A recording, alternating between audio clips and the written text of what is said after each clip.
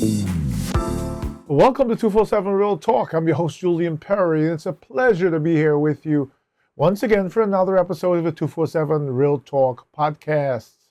As usual, I'm recording on a Wednesday night. It is Wednesday, March 5th at about 11:34 p.m. I'm sorry, 10:34 p.m. I already have my clock set ahead for daylight savings time this upcoming Sunday. So it's about 10:34 p.m. Wednesday, March 5th in Nassau County, New York. It is pouring outside. Oh, actually, it let up a little bit. It was pouring for the last few hours. I mean, a lot of rain, just a little bit of time. The entrance to my driveway was flooded. The places in my driveway were flooded. But it's not cold, and I'm thankful for that. It's cool. When I say it's not cold, we've had some pretty cold weather in New York this winter, so we're thankful for the 40s and the 50s. Imagine that. I hope you had a great week. Mine was okay. My physical therapy is coming along. I'm keeping at it. I am healing. Slowly but surely. It's a long journey. Sometimes I get discouraged because it seems like it will take forever. And I'm reminded that I'm just about 4 months in, and I've got another 8 months to go before it feels normal. So, but I'm coming along well, and thank you for all of those who've reached out and inquired about my well-being. I want to say a very great welcome to, a very thankful welcome to my listeners, all of the loyal listeners, the new listeners. There are not that many new listeners, but I appreciate all of you and know that one day we will make the in-way that we're looking to. It all depends on you liking and sharing and subscribing and sharing and sharing. It does a lot for the channel, and it gives me a lot of motivation to keep going. There's a lot going on in Washington these days, and I don't know what I'm going to call this episode, but I have a few talking points I want to get through. I'd like to do it in about 15 minutes, 20 the most. So, sit back, relax, and I'll be right back.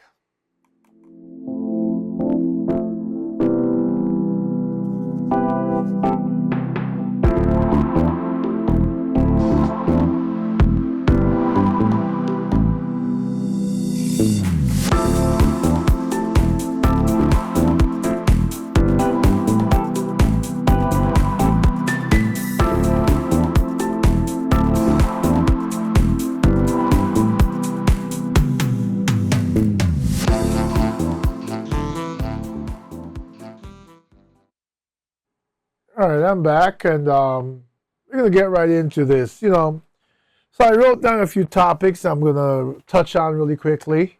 Put this document in front of me so I remember where I am with this. I want to start with DEI. Now, I addressed DEI before, but as I speak with people, and I've got a few friends of mine where their families are divided, where half the family is, I can't say Democratic, but they're not Republican, and the other half is Republican, and they're the MAGA group. And when this last couple of weeks, there's been a lot of boycotting of companies like Target and Amazon and Walmart and Lowe's and those companies that have decided to do with the DEI policy. I think Target has seen a loss of about $200 billion. No, I'm sorry, $2 billion. Oof, in the last couple of weeks, $2 billion across the nation.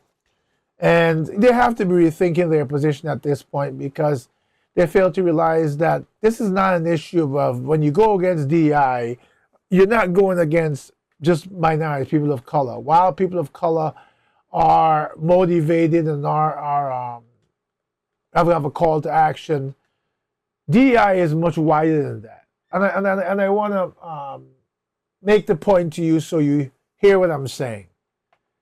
People fail to educate themselves, and this is going to be sort of the undertone of what I'm saying tonight.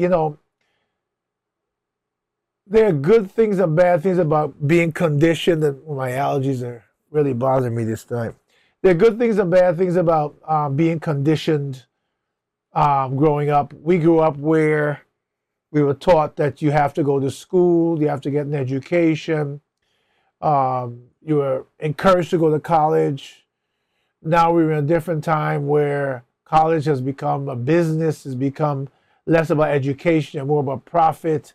It's become very difficult for people who are looking for general degrees like in business and stuff to really get into and really um, make a living. A bachelor's degree is not getting you much income these days. A lot of people are opting out of college. And there are a lot of valid reasons for that. But then as I listen to people talk, I understand why college is so important. It sometimes is less important about the degree and more important about the experience and the people you meet and the things you learn because of the diverse group of people you have conversations with. People who, I heard someone make mock of one sister, made mock of the other and said, oh, sore losers when people talked about boycotting these companies because of DEI. What they fail to realize is DEI, again, is not an issue of just people of color. When you walk down the street and you see the curb that has a cutout so you can get up in a wheelchair, or if you're walking with a walker or a cane, that's DEI.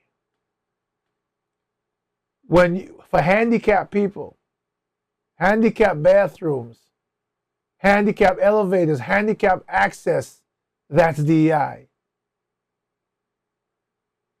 Those are just two examples. I had a whole list, and I can't find it, of about 12 different things that have to do with DEI.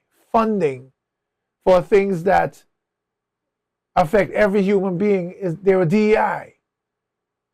The equality or the inequalities and the equity and the diversity that was being embraced by DEI was not just about people of color. We understand that people focus on people of color because of the disadvantages historically that we faced.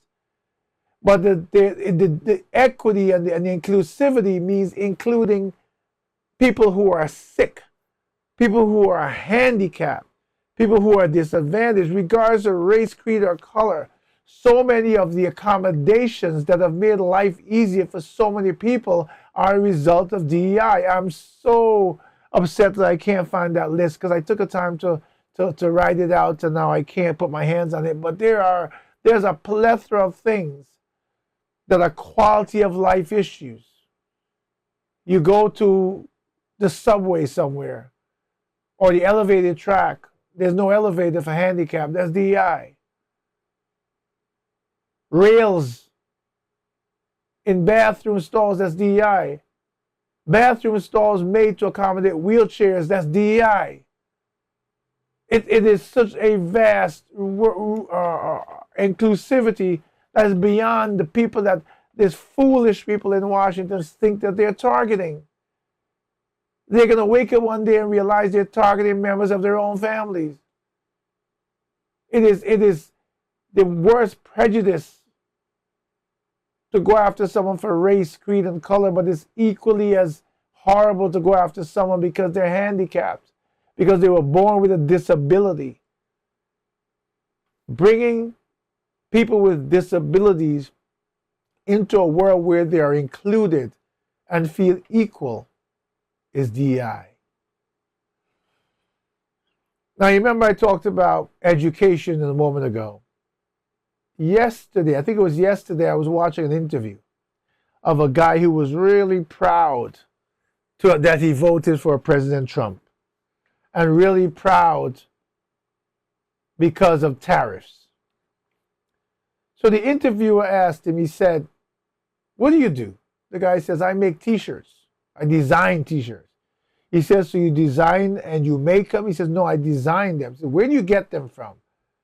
He says, I import them. Once I send the design over to China, and they ship me back whatever quantity I want.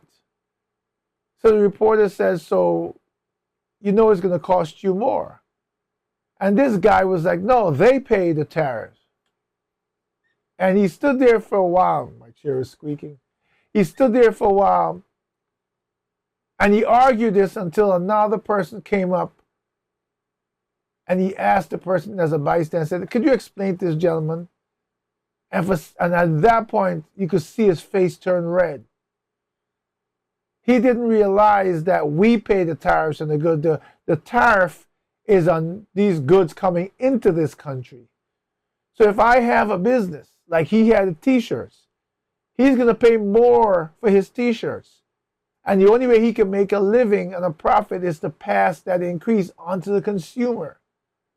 Why people are jumping up and down about tariffs, especially since we see what's going on in Washington here. We see this trend of socioeconomic supremacy and almost an oligarchy. We see this talk about a $5 million card, to citizenship. We see that everything is being catered to the rich, obviously, because only rich people can afford $5 million to come to this country and pay for citizenship.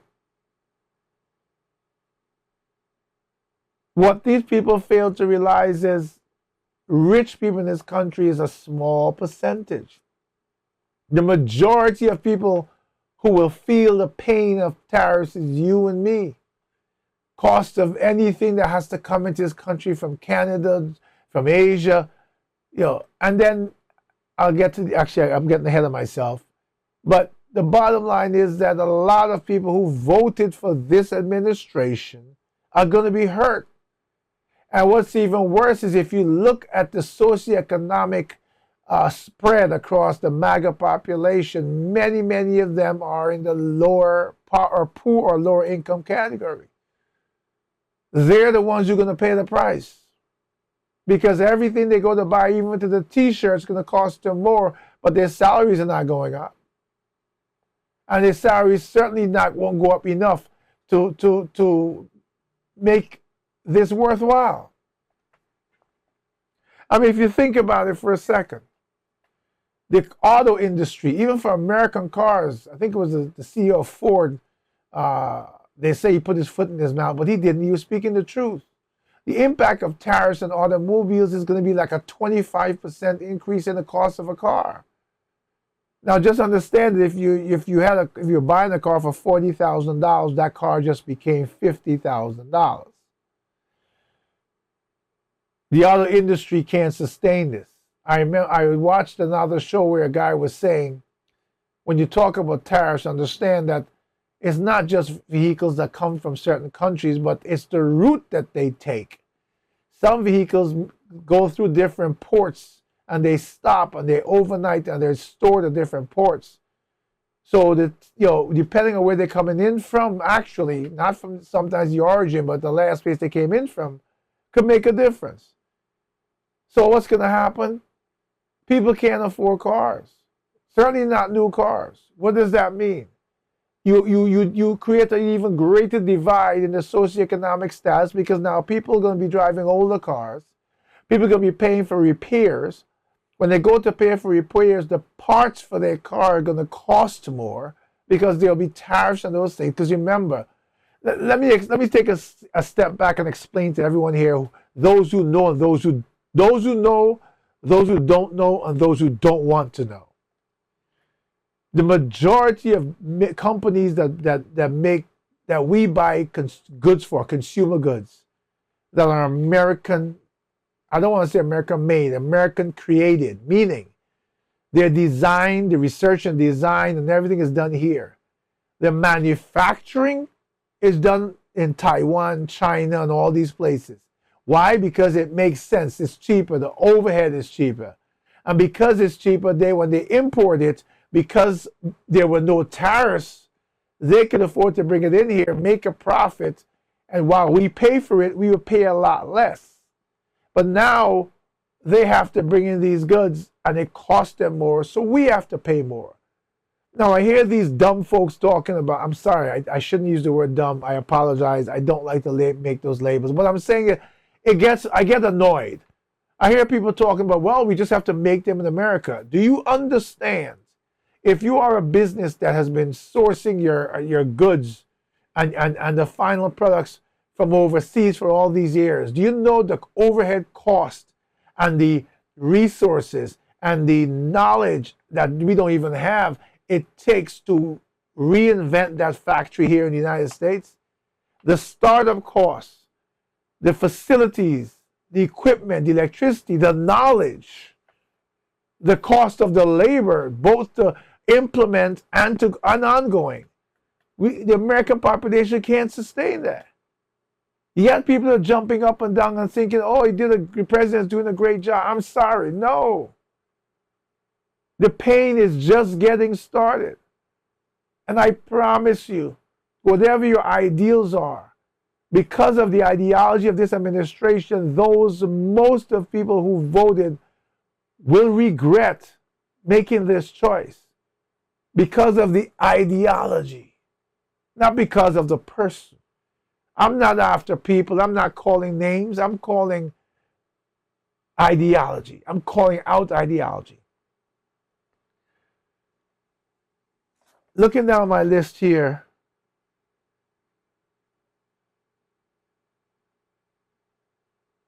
there was an address that the president made to Congress last night, I think it was. I didn't pay much attention to it, but there was one thing that caught my eye. It is horrible when you parade people in front of the country for your own benefit. He paraded a young kid who was in remission from cancer. And meanwhile, you got Elon Musk standing up in the back, clapping and smiling. No one was talking about the fact that the cuts that Elon made also cut cancer research for pediatrics. Pediatric cancer research has been cut. So that same child, on one hand, that you're praising and making a spectacle of, using him for brownie points.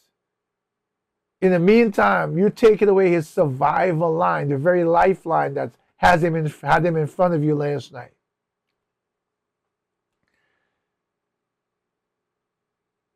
A couple of episodes ago, I recorded an episode and I asked, "Where's the fight?"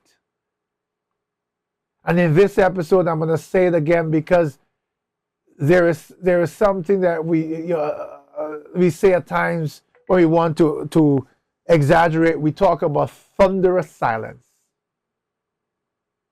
and what we've been hearing from Washington on the opposite side of the aisle is thunderous silence. You know what the American people voted for, or American people want in Washington? Whichever party you belong to, what we want is people who fight and have fiery debates. People who go toe-to-toe in the public in fiery debates over ideologies and concepts and laws that are better for the people. And then, just like a boxing match, you want to say, may the best fighter win. Where is the fight? I'm calling it out again. There may be 3 or 4 people in the Democratic Party who are being heard.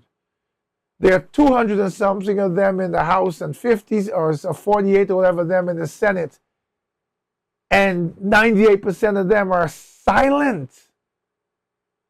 Even when the few that speak, there's only one I can think about, this young lady. I won't call her names. I know her name, but I'm trying to refrain from names because I'm trying to refrain from the distraction or any kind of partisan conversations. But she's the only one that has fire. When you go before the public and you talk in a monotone, well, we have to do, you lack the fire in your belly. You lack what it takes to motivate people. You guys, all of my listeners, regardless of race, creed, and color, you probably know that, or you've probably heard sometime in your life, motivational black preachers. When I say black, people of color, black preachers, Pentecostal church, Baptist churches, they make you want to get up and stamp and shout. You hear them raise their voices. You hear an ebb and a flow, like a tide of the crescendo, and their voice going up and down and yelling and quiet and emphasis from within themselves. It's because they're speaking from a place of fire. And what that does is it motivates people. It gives people hope. It gives people reason because you're lighting a fire underneath those of the population to follow, to get up, to think, to make a difference. People in Washington are supposed to make sacrifices of their career, choices of maybe not getting reelected, to do the right people, to fight for why they're there, which ends up being the reason that they do get reelected. Where are you? All these conversations I'm hearing, people talking about, oh, well, these elections in 2 years, and in 2 years, things are likely to flip. Is that your fight? Your solution to what's going on in Washington right now is to wait for 2 years? Where is the fight? Look, all of my listeners, if you have any chance, any time to start writing letters to your Congress people and saying, where is the fight? Why did we elect you? Go on your social media platforms, do whatever, ask the same question. Let's ask the same question thousands at a time. Make the next headline on your Instagram or your Facebook, where is the fight? Hashtag Democrats. Hashtag independents. Where is the fight? Hashtag politicians. Hashtag those with morals. Hashtag those who care. There's a darkness looming over this country now that hasn't been there before. We looked at the president of Ukraine the other day in the White House. I don't care which side you're on, what you believe, don't you believe. Look, common sense is common sense. From what I know, from what most know, Russia invaded Ukraine. That's not a partisan statement. That is what we saw in front of all our eyes on the news. We saw what led to it. We saw the troops being at the border of Ukraine. We saw the peace treaty that was supposed to be there. Then we saw the invasion. We've seen the ongoing war. Here we have people in Washington saying that Russia did not invade Ukraine, that Ukraine was the aggressor. And regardless of what, when you have a leader travel all the way to Washington, they might not do what you want them to do, but you don't disrespect them, especially people who have stood with us. We are alienating every country in the world. Do we really feel that we should be standing alone? The European Union is a big entity to alienate. When does it stop, and how quickly do we stop this downfall, this slide to nowhere? Think about what has happened over the last 43 days, whatever it is. Think about the thousands of people who have been fired. How many of them have been reelected? I didn't see the February jobs report. Usually I hear about the jobs report. I have to go look it up online. But unemployment obviously would have had to have jumped radically. I have a bunch of friends on Facebook that I struggle to remain friends with because they're so toxic. You could be MAGA, you could be Democrat, you could be independent, but you don't have to be toxic. They're so toxic. And that they believed in their MAGA platform, and every time one said anything against them, they attacked. Anytime President Biden was in the news or Kamala Harris was in the news, they attacked. And I've watched them go silent. I'm thinking about a particular friend of mine. He has gone silent. Why? Because his 401k is taking a beating. And there's more to come. These tariffs are going to have an impact not only on what we've talked about already, but people's retirement. And there are many people who don't have pensions. Their 401k is their retirement money. What happens? I had someone tell me that over the last 2 weeks they lost $200,000, and this is not a filthy rich person. $200,000 when their 401k went down by. Are you not smelling what's cooking yet? I don't care if you're Democrat, Republican, Independent. Are you hurting enough yet? Or are you waiting to hurt some more before you say, whoa, we can't do this anymore? Because this is not even about picking one side, Democrat against Republican ideology. This is suffering by the American people.